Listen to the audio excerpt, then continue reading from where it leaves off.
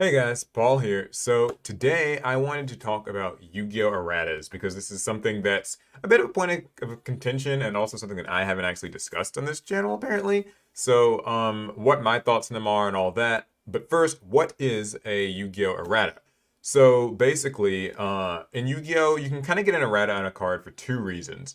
The first, which was a lot more common sort of in the earlier days of Yu-Gi-Oh!, is when a card effect has a typo or just some mechanical error in it, and Konami has to reprint the card with updated text to correct that error. There are plenty of old examples of this where it was literally just a typo, but also times where they just needed to clarify how a card works. Technically speaking, they've had to re-clarify a lot of cards ever since the release of problem-solving card text in like 2014, where they sort of normalized the way that they designate stuff like targeting or costs or things like that. But yeah, now the second type of errata that Yu-Gi-Oh can get, and it's kind of been in more recent years, is errating a card where you actually Konami will actually change, and oftentimes it'll be a nerf to the effect of a card so that they can remove it from the ban list. So there are a number of cards, about a dozen or so of them, that were like banned before, and they got erratas, sort of like patches, to correct and balance their effects and bring them off the ban list. And this is controversial. A lot of people feel that even though it's cool, the idea of like getting a card off the ban list, like say Chaos Emperor Dragon or Crush Card Virus, if the card loses its original effect in the process, then that kind of starts to feel like it's lost a lot of its identity as well. And I tend to agree with that. I'm not really a huge fan of erratas, especially because I feel that in many cases they take them a little too far. Like they're just a bit too heavy handed with how they correct and balance cards. People really do underestimate how far the power creep in Yu-Gi-Oh has gone. So I think that they really overbalance a lot of these cards, and that's what we're gonna talk about a few examples of that today. And also, I just feel like it kind of ruins a card's legacy if its effect is changed, because a lot of these cards are as infamous as they are because they were so powerful. So I'm kind of more on the train of like releasing a retrain of a card, like the different pots cards, like Pot of Desires, Pot of Extravagance, that kind of spiritually do the same thing, but like with their own quirks and gimmicks, but are separate cards. And the original Pot of Greed could stay on the ban list forever, but I still think it wouldn't have its legacy tarnished in that way. So I wanted to quickly go over a few cards that did get erratas and sort of like what that means. So there's this list on this website called Game Rant that they probably just publish a load of articles like this every day. But these are 10 cards that were ruined by erratas, and we're gonna go over a few that I think are especially egregious, and maybe how I would have like slightly changed them. At the end of the video, of course, I also want to hear you guys' thoughts. What do you think of, just the idea of errating cards in general? Like, is it a good thing? Is it a bad thing? All that. So, okay. They start with Dark Strike Fighter. This is one that came in the Synchro era, and this one I don't have to spend a lot of time on. You used to be able to tribute a monster and inflict damage to your opponent equal to its level times 200, with no hard once per turn on its effect. This meant that you could attack with this and other synchro monsters at the time, and then in main phase 2, tribute all of your monsters, and then also tribute Dark Strike Fighter itself, because there's no restriction on that, and deal loads of damage to your opponent. I mean, Dark Strike Fighter alone does 1400 damage. So if you've been playing Yu-Gi-Oh for a number of years, you might remember things like Gaga Cowboy for game, like in main phase 2, it does like 800 damage. You can make it. This already can deal 1400 and it can contribute like your whole field. And we already know that cards like Cannon Soldier, like they're usually used in like FTKs and burn strats and stuff. So it made a lot of sense to errata the card the way they did. They changed it to where you can only use it in your main phase 1. So that's a good change. It means you can't like attack with everything first. And it can only tribute one monster, and like you can only use this effect of Dark Strike Fighter once per turn. So yeah, basically this is heavily nerfed. It has not been played since, but it did let it get off the ban list. I think this is a justified change because cards that literally just like, burn FTK territory are not cool. Um, so yeah, there's that. I think it's okay. Next one's Sinister Serpent.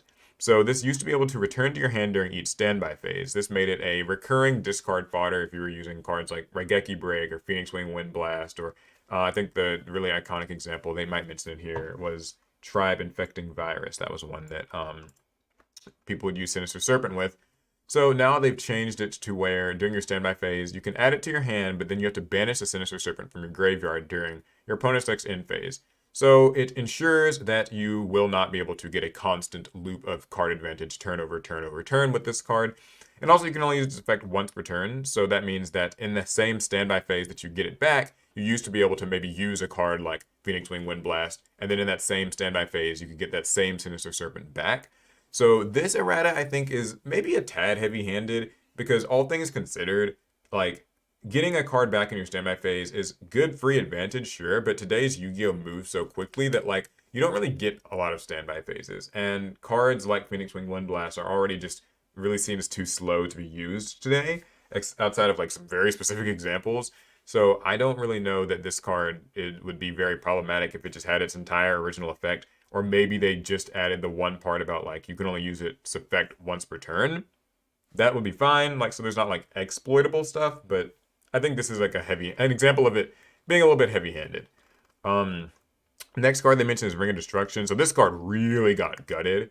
Used to destroy a monster and inflict damage to the destroyed monster's attack equal to both players' life points. So this was both a form of powerful card removal and also could do a lot of heavy burn damage, oftentimes just finishing your opponent off.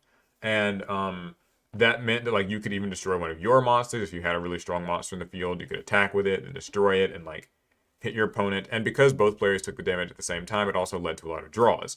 So the corrections that they made, of course, they added the whole hard once per turn, which they seem to add on like basically all of these cards. But they changed it to where you can only use it in your opponent's turn. That's like a reasonable enough nerf, I suppose. You have to target a monster your opponent controls now. Not the worst nerf, I guess, but like you can see where these start to add up. But here's where the kicker comes in. It's a monster whose attack is less than or equal to their life points.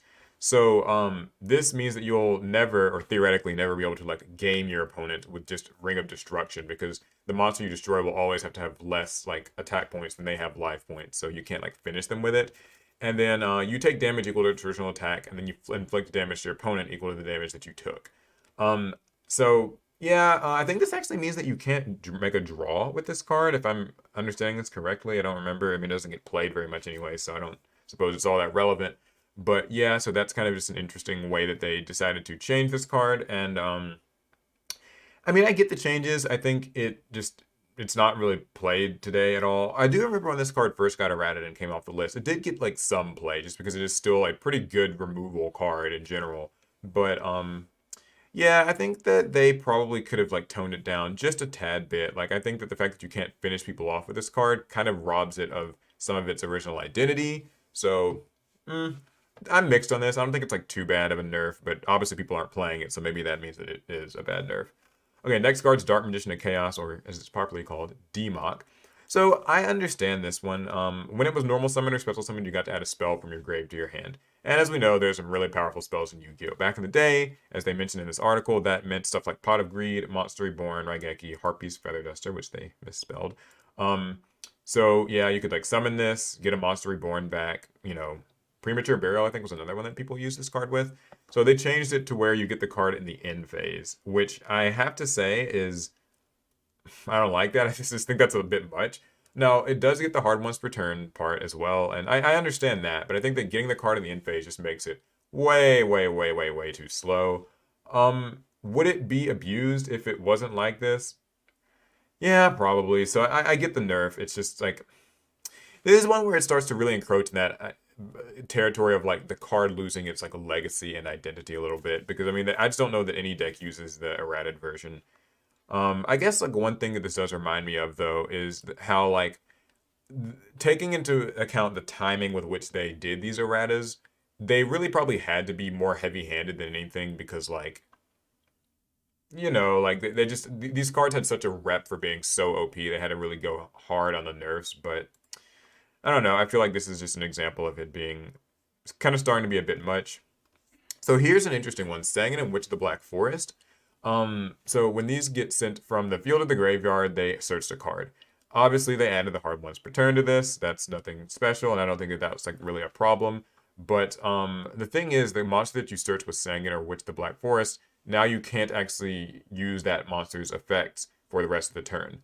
So it means like Sangan can be pretty useful for maybe searching a hand trap for next turn or a combo piece or something for next turn, but you can't really use it in like proactive ways like you used to be able to. I get this. Sangan itself has been like on the ban list on and off in many different capacities for a lot of the earlier years after its release. So I understand why they wanted to do this, but a funny story about this is that basically Sangan is still really useful ever since the advent of like Link 1 monsters like Salamander and Almirage. You can actually use Salamander and Almirage and like, you know, search so you can like link Sangan into Salamanca and Almirage and search a card like say Crusadia or Arborea and still special summon it because you're not actually activating any of its effects. That's just the way that it gets summoned.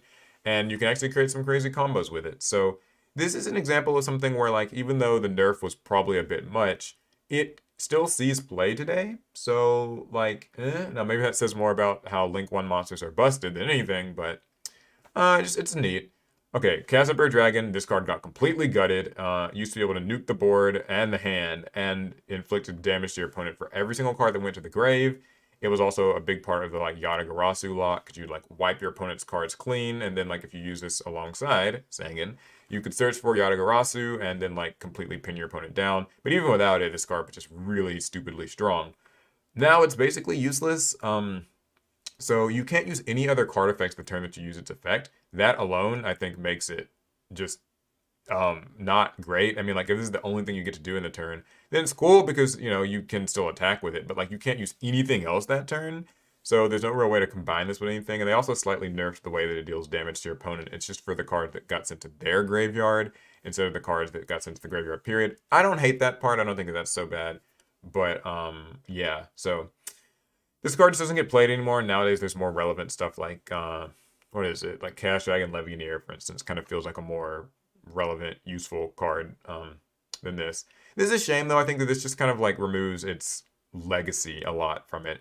Would it need to stay banned if it kept its original effect? Yeah, probably. But I don't know if I mind that. I want to hear your thoughts on that.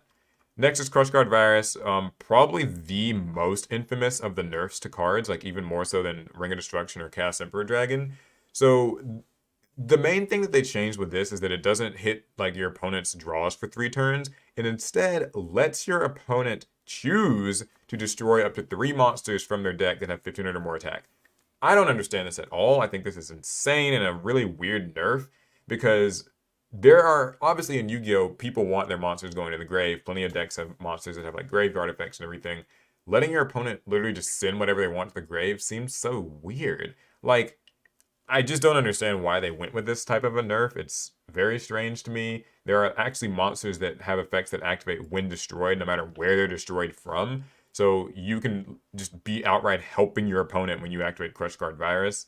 And that's just wild to me. They did also add this, like, your opponent takes no damage until the end of the next turn after this effect resolves, which, like, I don't really mind that. I think that's, like, a reasonable nerf, but it's just like, man, what were they thinking with this? I don't know what this is about. It's just very weird. Yeah, I don't like this change. I think that they could have retrained Crush Card Virus, especially because we've seen that Crush Card has like other variations. So don't know what that's about. Future Fusion, this was a reasonable nerf. So this used to let you basically do a mass Foolish Burial, particularly for dragon monsters, because you could use this with something like Five-Headed Dragon, which just takes 5 dragons, and like use it as a Foolish Burial to send 5 dragons to the grave. And you can see where that's not okay. So now they made it where you just activate this, nothing happens. Then during the first standby phase, that's when you send the monsters to the grave. And then the next standby phase, you like summon the monster. This forcing you to wait thing makes it basically useless in modern Yu-Gi-Oh! But I do think that it is a much needed nerf because otherwise like this would have not ever been able to come off the list. And this card, unlike maybe iconic monsters like Chaos Emperor Dragon or like Crush Card, I would rather see this card, not have to be on the list forever, but tough call. So let me know what you think about this one. I think this was like a good nerf to it. It's just like, it's a heavy-handed one. But there should never really be a way to send 5 monsters from your deck to the grave at like a time. Just 5 sort of free monsters and nothing as powerful as dragon type monsters for sure. So here's a funny one. Imperial Order, it's number 2 on their list. This card is... So they changed it to where like the paying 700 life points thing is not optional. That used to be a really big thing. And also you have to pay 700 life points during both standby phases, not just your standby phase. This was actually like the least nerfed, I think, of all of these like old iconic sort of like power spell, power trap things. And this card got banned again. So not a lot to say about it other than it's just funny that like there are certain cards that have such overwhelmingly strong effects that it almost feels like you can't nerf Imperial Order in any meaningful way. It'll just always be what it is. So yeah, not a lot to say about it. It's just kind of funny that it got the nerf but still ended up having to get banned again. And then this very weird nerf to brain control that just makes me laugh. So they changed it to where you have to target a monster that can be normal summoned or set. AKA, you can't take Yomi monsters like, say, Chaos Emperor Dragon, but more importantly, you can't take extra deck monsters. And as we know, Yu-Gi-Oh! Is all about the extra deck these days. So you can't take ritual monsters as well. They can't be normal summoned or set. So it's just very like such a strange nerf. And the irony here is that we actually recently got Change of Heart off the ban list, and people are barely playing that at all. So Brain Control, which is literally just a worse Change of Heart, is now like exists in this extremely odd limbo of just being very not good. So yeah, don't know about that. But yeah, so that's how that is. A couple of other really quick examples I wanted to talk about. I just have them pulled up over here. So the first one's Rescue Cat. This is actually one that got errated where there's like a hard once per turn on it, and it negates the effects of the monsters that you summon. I actually think these are really good nerfs because this card does still get used in a lot of decks. Decks like Melfi, decks like Tri Brigade can use it. I use it in my Scareclaw deck. So this is actually still like an example of a good card nerf. It like kind of brings it up to date with like the balances you'd expect from a modern card, but it's still quite playable. So I like it. It can be a good starter card. Here's an example of a really overdone one. Destiny Hero Disc Commander used to be when it's special summoned from the graveyard, you draw 2 cards. You can see where that's not okay, because like there's a billion ways to summon monsters from the grave, and it's a hero monster. So this used to be used in like sort of like the Dark Armed Return and like those sorts of decks. This is busted. But the nerf to it is that you can't special summon it from the graveyard the turn that it was sent to the graveyard. So this is meant to basically stop you from doing any sort of loops, but it also means you literally just can't summon it like immediately, even the first time. So that feels very heavy-handed. And then you can only use its effect once per duel. I think that just adding the once per duel thing would have been enough here. I don't think that they necessarily needed to like add this part. I just think that's a bit much. But I know heroes have so much support that maybe they felt like they didn't needed to do both. I feel like Destiny Hero Celestial is kind of the spiritual successor to this card. So and people managed to use that all right. So I guess like this would just maybe be like used more with DPE today, and maybe that'd just be too much. So. And then finally, one that's like a little interesting is Makira the Destructor. So during the turn this card is sent to the grave, you can activate traps from hand, used to be its effect. But now you have to get it from the monster zone of the graveyard, so you can't just use like Foolish Burial. And then you're allowed to activate 1 trap from hand. I think this is actually a pretty reasonable nerf because there are decks that still manage to use Makira the Destructor. They're mostly gimmick decks, but at least like it's playable to some degree. So, eh. And yeah, so that basically wraps it up. I just wanted to talk a little bit about these cards. Which of the errated cards do you think were ones where they did a pretty good job of balancing it? And which ones did they just take it a little bit too far? And do you feel like errated cards are even a thing that we should be getting? Like outside of typos, which obviously makes sense. Should we like be taking cards off the ban list, but like really kind of gutting them of their original effects and maybe kind of staining their legacy a little bit in the process? I think not. I'm kind of more like team retrain, but I want to hear from you. So yeah, that's gonna be it. I'll see you guys in the next one. Best turn.